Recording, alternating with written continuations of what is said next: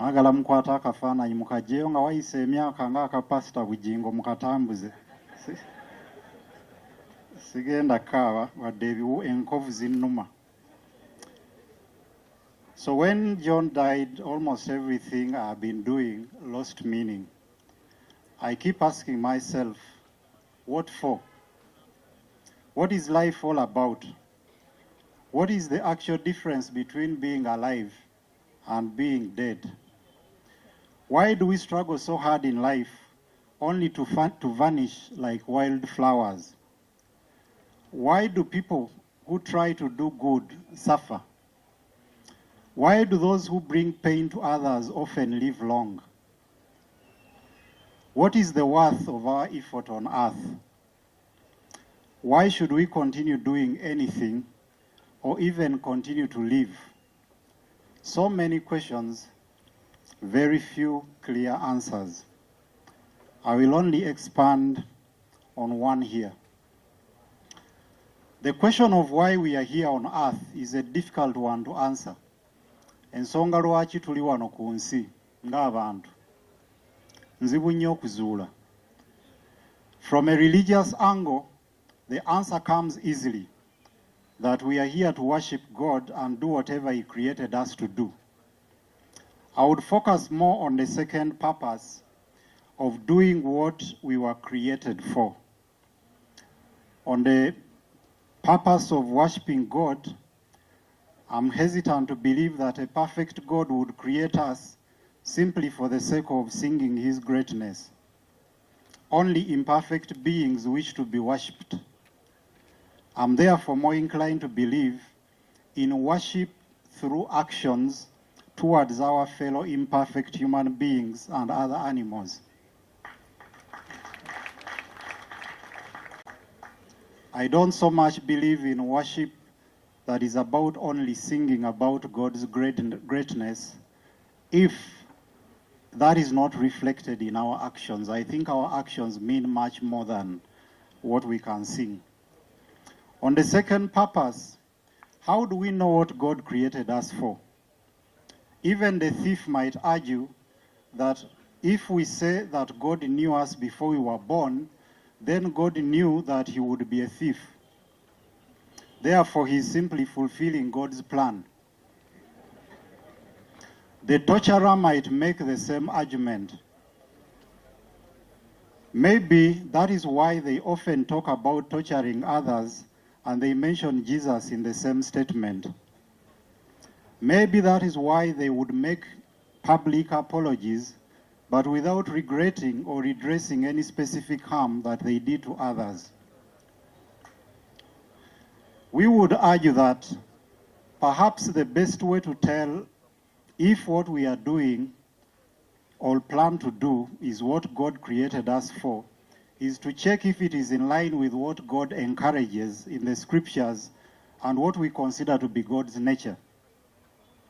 Can a good God create a person with the purpose of harming others? That would contradict God's nature as we know it. The other approach to understanding our purpose is by simply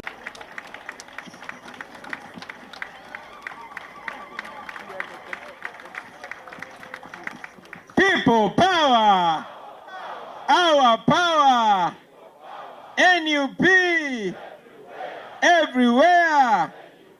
Orichia, Orichia, Kunga Uganda Kunga, Kunga Mama Zedwiga Kunga, Kunga School of Leadership Kunga. Thank you, ladies and gentlemen. Please take your seats. Madam Deputy Presidents from Western Uganda and from Northern Uganda, our dear guest, Professor Spire, fellow leaders, members, ladies and gentlemen, I salute you today. As a matter of fact, today, I don't have so much to share with you. I'm only here, just like the rest of us, to feed from the cup of wisdom of Professor Spire. a man who we admire from a distance, but we are honored to host you for the first time today, and we hope to host you many, many more times in the future. However, before I invite you, sir, today I must make this comment. Looking at these amazing people passing out again from our School of Leadership throws my mind so many years ago. So many years in that very ghetto of Kamocha. That place was a hangout place for ghetto youth. From their border works, from their car washing works, and those others who would come from their wallet snatching escapades. That is a ghetto where many of us would meet. I was one of them, but I had got the rare opportunity to go to school, though not substantially. So in the year 2016, I made a conscious decision to go back to law school. And that's where I met that man with the bald head called David Lewis Rubongoya. But everything that we learned in law school, I found it important to share with my fellow ghetto youths. So every lecture that we concluded, myself and Nubian Lee would hang out in the same ghetto and share the same with the ghetto youths of that day, but in a local language and in a more simplified version. When we started the People Power movement that culminated into the National Unity Platform, that very place was turned into our first headquarters. Of course, it was a pain for so many ghetto youth. Their claim was, "Father," that's what they used to call me back in the ghetto, "you've given away our place to the intellectuals." My answer to them was, "I'm only bringing knowledge closer to you." I'm very glad to see that those words continue to come to action as we move forward. Among them were many of our comrades that I'm seeing today transforming just like myself have been transforming. We give glory back to the Almighty God for that. Friends, things are possible and things are achievable only if you don't stop dreaming. So it fills my heart with pleasure, with gratitude, with satisfaction, and with pride to see that this is where we are today. We're certainly not where we want to be, but we are not where we used to be. But what is most important is that we are the same people, and I hope we shall continue to be the same people, only transforming from good to better. We thank God that we are here. I salute all of you that embraced the call to better yourselves. And I'll tell you, comrades, that Malcolm X was not wrong to say that education is the passport to the future. No, he wasn't. I want to assure you that Steve Biko was not wrong when he said the most important weapon in the hands of the oppressor is the mind of the oppressed.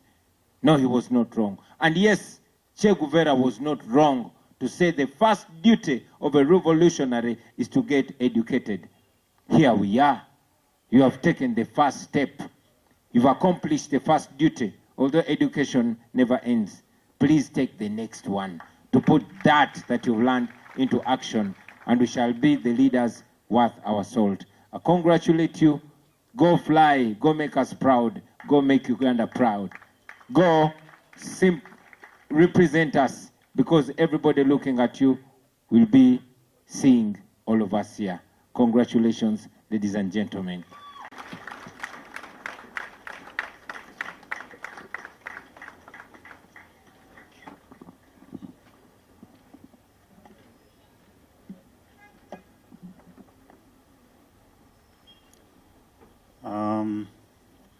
Mukyayimi kuba mmwe mwamanyira okuddukadduka abamu kuffe emisinde gyaffe tetugyesiga. Olwekyo abali ku gate kansuubire baategese bulungi. Twanze n'ekigere kinnuma we bajjira wano ntuula butuuzi.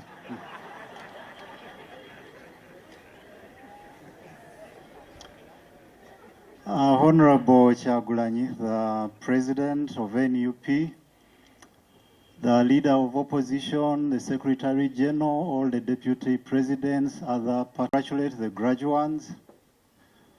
I was informed that this is the second certificate awarding ceremony, and that last year the keynote speaker was General Muntu.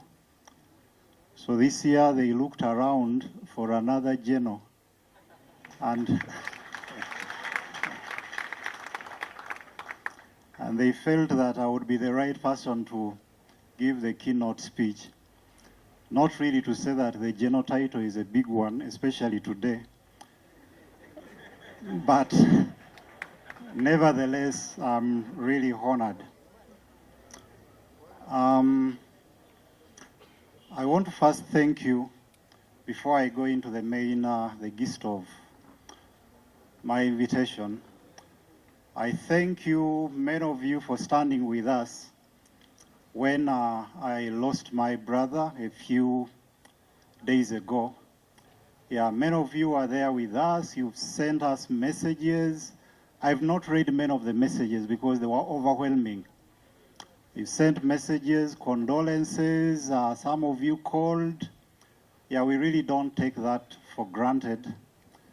Yeah, I thank you so much for that.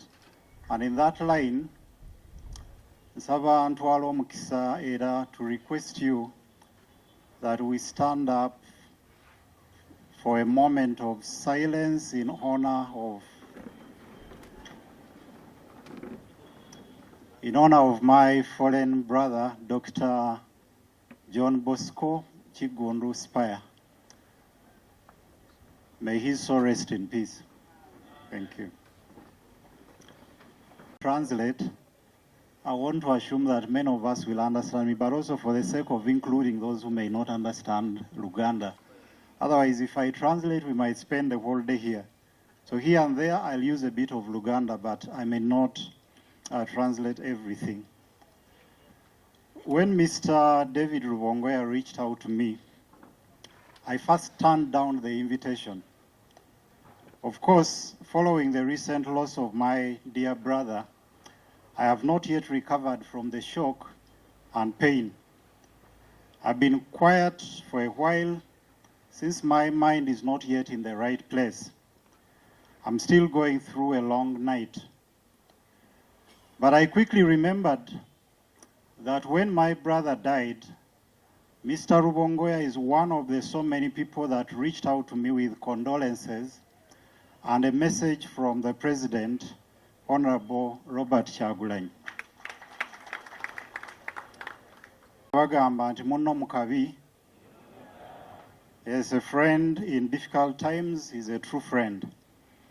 But also on top of that, although I have not been very close to Noop, and this is my first time here, on a number of occasions, the leaders have reached out to me, sometimes encouraging me, please visit us, could we have a talk? A few years ago, I held a comedy show, and I was surprised to see the entire crew of Honorable Chagulanyi.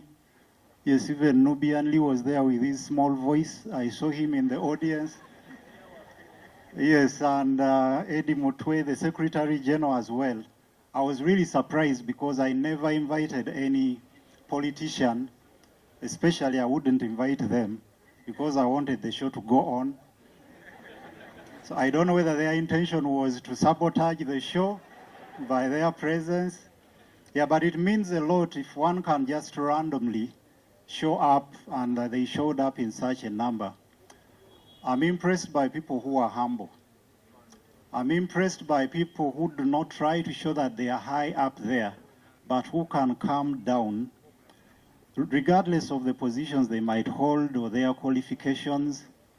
And I've seen this on a number of occasions, your leaders going to places where you wouldn't expect them to be. So that being with me, that being with us in grieving, but also on other occasions where it was really surprising for them to be there. I don't take it for granted. I remember even the time I was quarantined, again, Honorable Chagulanyi called me, and he's one of those that try to encourage me to go through that difficult time. So therefore, despite my current circumstances, I changed my mind and accepted to be here today. A friend I told about coming here asked me, "Are you sure you want to go there? Are you sure you want to be kidnapped while still grieving?" I told him that the kidnappers are human, they can't do that. Yes, and sometimes they are too stupid, they could take that for a compliment.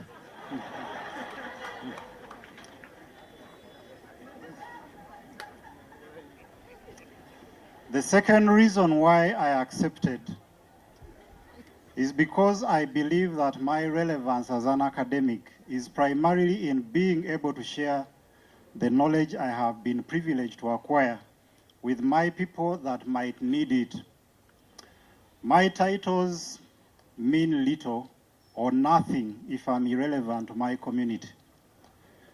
We who want to consider ourselves to be highly educated have on so many occasions dismissed those who are trying to change what is not going right in this country. We have said that they lack knowledge.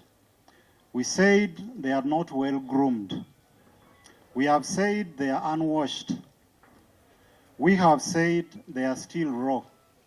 In one of the speeches, I think the representatives of the group, yes, she said, "You went to the training when you were," did you mean raw or low? Oh, when you were raw. And now the president whispered to me that now you're low, L-A-W. Yes, so they said that some of you were raw and dismissed you on that account. Yet whenever we are invited to rise to the occasion, we shy away with excuses. I have chosen to respect whoever tries to do what needs to be done, even if they may not be perfect, even if they may be imperfect. After all, we are all imperfect. Era Abaganda tugamba nti akanyuga lyali nalyo, n'olwekyo mbasaamu ekitiibwa olw'okukanyuga lye muli nalyo, wadde abamu bagamba nti ttono, oba wadde abamu bagamba nti mukutte ekifunfugu.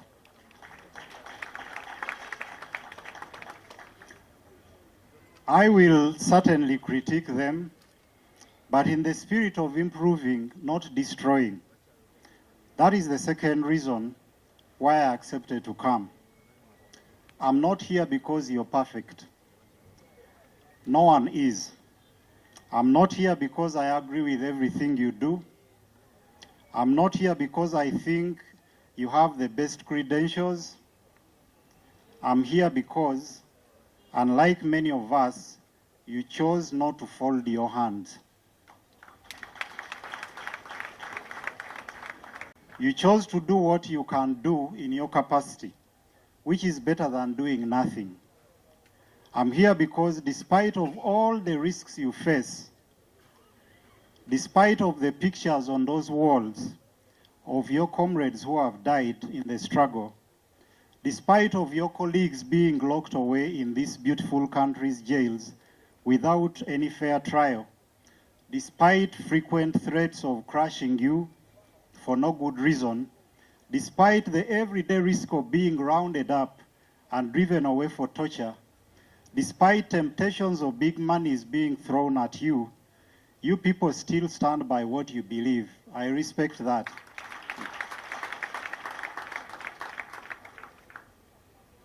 Yes, it is indeed surprising that with all that has happened at this place, you can still come here and find people seated here.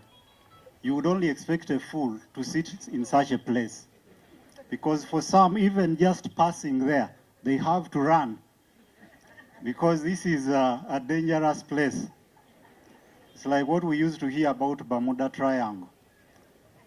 So for you to choose to still stay in a place that is that risky to be, especially where the risk is not for having broken any law, but for standing by a certain cause, I really respect that. Whether I agree with it or not, I still respect it.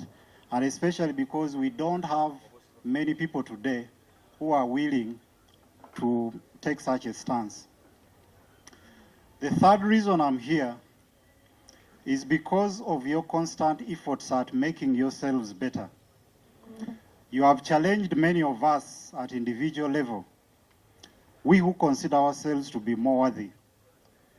You have challenged old political parties and seasoned politicians. Of course, it's not to say or to despise them. They are doing some of them are doing wonderful things. But I think it's a challenge for the few years you've been around to do what you've been able to do. We may publicly bash you, but we privately ask ourselves, aba bavubuka bakikola batya? You have responded to dismissal by proving your capacity to grow and transform, as the president said. We said you're not educated, which was not entirely true because many of you are really educated and even highly educated. But when we said that you're not educated, many of you went back to school. We said you were bayaye, hooligans. Although I think many of you might have believed, like I do, that there is nothing wrong with carrying dreadlocks. You painfully cut them off to fit into the public's idea of a decent person. After all, and this reminds me of a song by Morgan Heritage. You don't? Yes, right. You don't have to dread to be Rasta. Are you? You don't have to dread to be Rasta.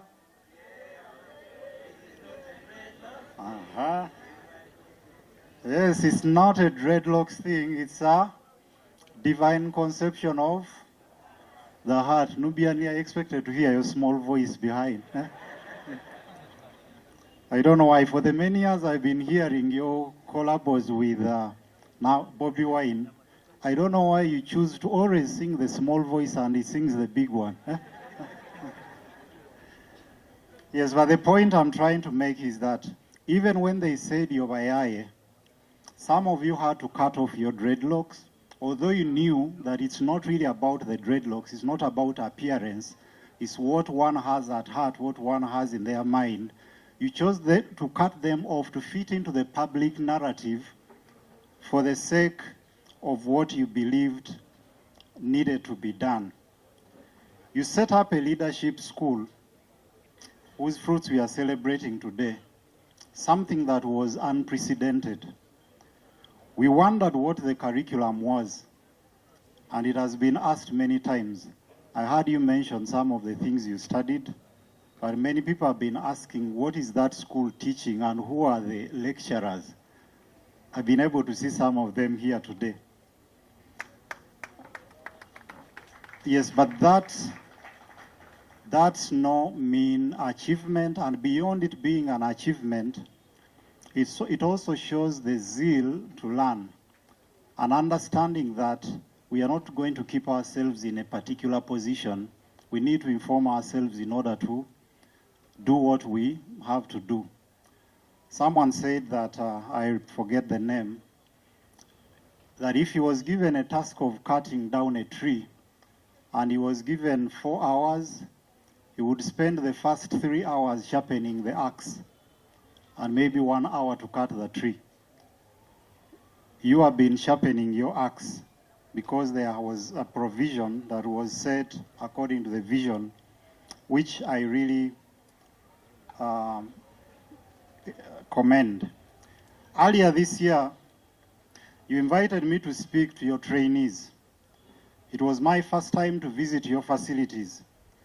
One thing that struck me was how the trainees listened very attentively and with very high discipline for over 3 hours.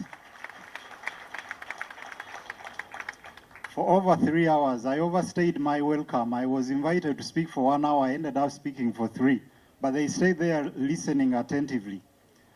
And the discipline with which they took instruction from the director, Miss Doreen Kaija, it was really amazing. At the time I visited the school, it had just been violently raided by security and most equipment had been confiscated. I asked if there was a projector that I could use for my presentation. And Doreen responded, "We don't have, everything was taken." But when I entered the room, I found it packed with people waiting for me. I asked them, "You people, how are you able to still gather in this place, yet you know you can be rounded up any time?" They simply laughed. I found that commitment and the desire to learn quite impressive.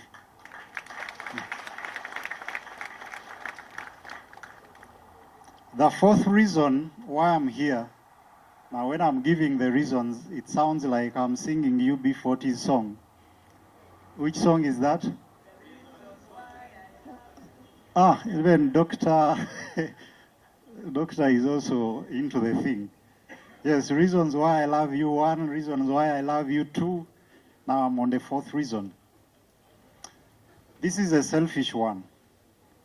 I'm here to distract myself from the pain of losing my brother and to use this occasion to make reflections on life, purpose, and resilience, which could speak to your life experiences and aspirations. When John died, almost everything I have been doing lost meaning.